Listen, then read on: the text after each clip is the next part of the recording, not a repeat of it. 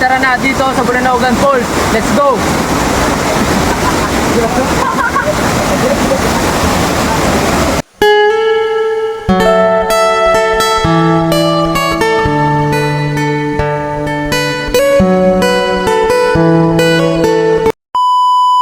What's up guys? Bago pala kami umalis ay dadaan muna kami sa isa naming tropa dahil meron daw doon binyagan kaya may makarakan kaya pag abot namin duman at ito na ang una kong request.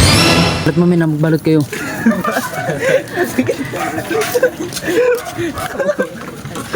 Supog ko.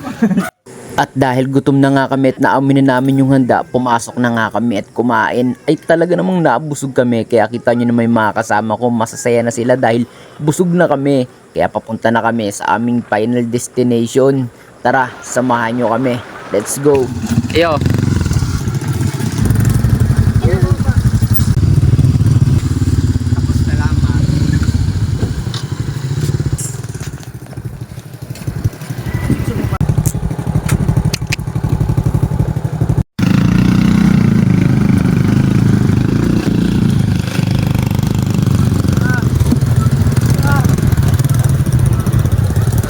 Napakasaya naman talaga ng ganitong rides yung tatawid ka ng ilog, ng lubak, ng kaputikan at ng kabundukan. Nga pala guys, hindi ko na naitanong kay kuya kung magkano yung pamasahe dahil binigyan lang namin siya ng 1,000. Charot lang men. Pero yun guys, after ng 10 to 15 minutes ay mararating nyo na ang barangay ng Bulanogan. Iyo po. Ano ko ang karigos? Iyo po.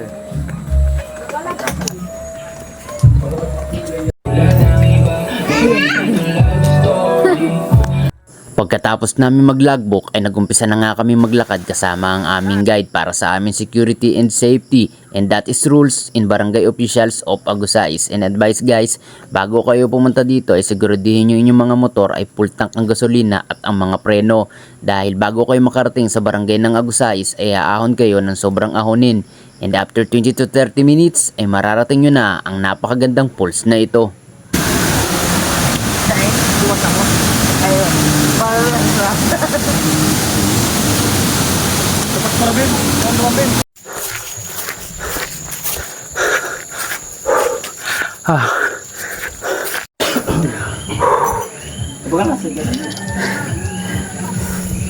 Pagod.